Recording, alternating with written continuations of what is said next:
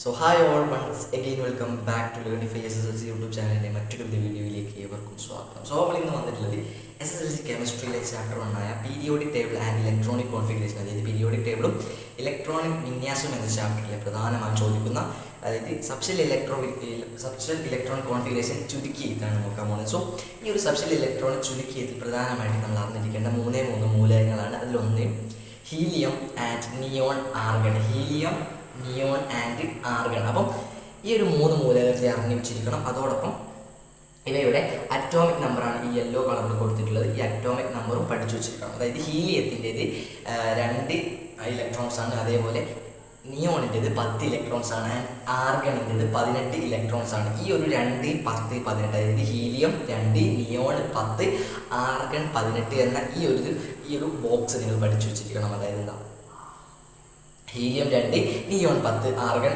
18 എന്ന മൂലകങ്ങളും അവയുടെ അറ്റോമിക് നമ്പറും ഈ മൂന്നെണ്ണത്തിൻ്റെ പഠിച്ചു വെച്ചാൽ നമുക്ക് ചുരുക്കിയത് വളരെ സിമ്പിളായിട്ട് എഴുതി 2 മാർക്ക് സ്കോർ ചെയ്യാം. സോ നോക്കാം. അതായത് എക്സ് എന്ന മൂലകത്തിൻ്റെ അറ്റോമിക് നമ്പർ 13 ആണെങ്കിൽ ഇതിൻ്റെ സബ്ഷൽ ഇലക്ട്രോണിക് കോൺഫിഗറേഷൻ ചെയ്യാനാണ് പറഞ്ഞത്.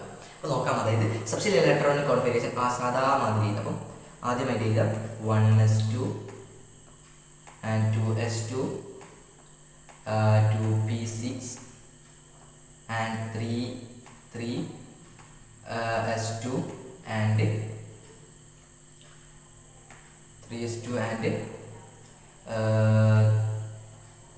3p1 നോക്കാം. അതായത് 10, 12. ഓക്കെ.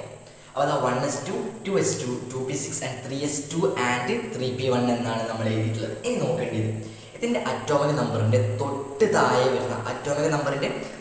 താഴെ വരുന്ന മൂലകം ഏതാണെന്ന് നോക്കാം. അപ്പോൾ ഇവിടെ ടോട്ടൽ 13 ഇലക്ട്രോൺസ് ആണുള്ളത്. 13 ഇലക്ട്രോൺസ് ഇതിന് തൊട്ട് താഴെ വരുന്നത് ഇവിടെ 10 ഉണ്ട്. അപ്പോൾ നമുക്ക് ആ 10 ആയ നിയോണിനെ നമുക്കിവിടെ ചൂസ് ചെയ്യാം. അപ്പോൾ എന്താ, ഇങ്ങനെ ചെയ്യാൻ മതി. അതായത് എഴുതുമ്പോൾ നോക്കുക, ആദ്യം ആ നിയോണിനെ എഴുതിയതിന് ശേഷം നല്ലൊരു ബോക്സ്, ഒരു ഉപ്പായിട്ട് എടുക്കുക. ഓക്കെ, ബോക്സ് ഇട്ടതിന് ശേഷം അപ്പോൾ എത്ര വരെ നമ്മൾ പോയി ഇതാ 2 വെട്ടി 4, പിന്നെ 6, 10. അപ്പോൾ ഇത്രയും സബ്ഷൽ ഇലക്ട്രോണിക് കോൺഫിഗറേഷന് പകരമാണ് നിയോണിനെ എടുത്തിട്ടുള്ളത്. അപ്പോൾ ഇനി ബാക്കിയുള്ളത് ആരാ? 3s2 and 3p1. 3s2 3p1 ആണുള്ളത്. ആ 3s2 3p1 നേരെ എടുത്ത് അടിക്ക് ചെയ്യാൻ മതി. 3s2 and 3p1 നേരെ അടിക്ക് എടുത്ത് ചെയ്താൽ ഓക്കെ.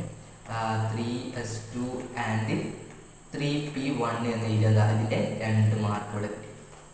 സിമ്പിളായിട്ട് നമുക്ക് ഈ ഒരു സബ്ഷൽ ഇലക്ട്രോണിക് കോൺഫിഗറേഷൻ ആകെ പഠിച്ചു വെച്ചിരിക്കേണ്ടത് ഇതേ ഉള്ളൂ. അതായത് ഹീലിയം, നിയോൺ, ആർഗൺ. അതായത് നീ ആരാ, അതായത് ഹീലിയം 2, നിയോൺ 10, ആർഗൺ 18 ഈ ഒരു മൂലകവും ഇതിൻ്റെ ഇലക്ട്രോൺസുമാണ് പഠിച്ചു വെച്ചിരിക്കേണ്ടത്. ഇനി അടുത്ത ക്വസ്റ്റ്യൻ, എക്സ് എന്ന മൂലകത്തിൻ്റെ അറ്റോമിക നമ്പർ 5 ആണെങ്കിൽ ഇതിൻ്റെ സബ്ഷൽ ഇലക്ട്രോണിക് കോൺഫിഗറേഷൻ എഴുതാം. സോ ആദ്യം സബ്ഷൽ ഇലക്ട്രോണിക് കോൺഫിഗറേഷൻ എഴുതാം. 1s2, 2s2 and 1s2, 2p1 എന്ന് കിട്ടും. 1s2, 2s2, 2p1, അതായത് 2, 2, 4, 1, 5. സോ ഇനി നോക്കേണ്ടത് ഈ ഒരു അറ്റോമിക് നമ്പറിൻ്റെ തൊട്ട് താഴെ വരുന്ന നമ്മുടെ ഈ സബ്ഷൽ ഇലക്ട്രോണിക് കോൺഫിഗറേഷൻ ചുരുക്കി എഴുതാൻ പറ്റുന്ന മൂലകം ഏതാണെന്ന് അത് നോക്കാം. സോ അതിൽ മൂലകമാണ് ഹീലിയം എന്ന് പറയുന്നത്. ഹീലിയത്തിൻ്റെ സബ്ഷൽ ഇലക്ട്രോണിൻ്റെ കോൺഫിഗറേഷൻ നമുക്ക് ഹീലിയത്തിന് ചേർക്കാം. കാരണം ഹീലിയത്തിന് 2 ഇലക്ട്രോൺസ് ആണുള്ളത്. ഹീലിയത്തിന് 2 ഇലക്ട്രോൺസ് ആണുള്ളത്. അപ്പം ആ ഹീലിയത്തിൻ്റെ എടുക്കാം. സോ ഹീലിയത്തിനെ ആദ്യം വൃത്തിക്ക് എഴുതി കൊടുക്കാം. ഹീലിയം എന്ന് എഴുതാം. ആൻഡ് ഉപ്പായിട്ട് കൊടുത്തിട്ട് അപ്പോൾ എന്താ, ഈ 2 മാത്രമേ നമ്മളിവിടെ എടുത്തിട്ടുള്ളൂ. ബാക്കി ആരുണ്ട്? 2s2 and 2p1 ഉണ്ട്. 2s2 and 2p1 ഉണ്ട്. അപ്പോൾ എഴുതി കൊടുക്കാം 2s2 and 2p1 എന്ന് എഴുതി കൊടുക്കാം. ഇതിൻ്റെ 2 മാർക്ക് ഇവിടെ കിട്ടി. സോ വളരെ സിമ്പിളാണ് സബ്ഷൽ ഇലക്ട്രോണിക് കോൺഫിഗറേഷൻ. ജസ്റ്റ് എന്താ, വെറുതെ എക്സ് എന്ന മൂലകത്തിട്ട് ഏതെങ്കിലും ഒരു നമ്പർ എഴുതി നോക്കി ജസ്റ്റ് മാക്സിമം പ്രാക്ടീസ് ചെയ്ത് കൊടുക്കുക. സോ വളരെ സിമ്പിളാണ്. പഠിച്ചു വെച്ചിരിക്കേണ്ടത് ഇതേ ഉള്ളൂ. അതായത് ഹീലിയം, നിയോൺ, ആർഗൺ മാത്രം പഠിച്ചു വെച്ചാൽ മതി. സോ അടുത്തൊരു വീഡിയോ ആയിട്ട് നമുക്ക് വീണ്ടും കണ്ടുമുട്ടാം. അതുവരേക്കും ബൈ. Thank you. സബ്സ്ക്രൈബ് ചെയ്യാൻ മറക്കരുത്. ഇഷ്ടപ്പെട്ടാൽ ലൈക്ക് ചെയ്യുക ആൻഡ് ഷെയർ ചെയ്യാനും മറക്കരുത്. സോ അടുത്ത വീഡിയോ ആയിട്ട് വീണ്ടും കണ്ടുമുട്ടാം. അതുവരേക്കും ബൈ.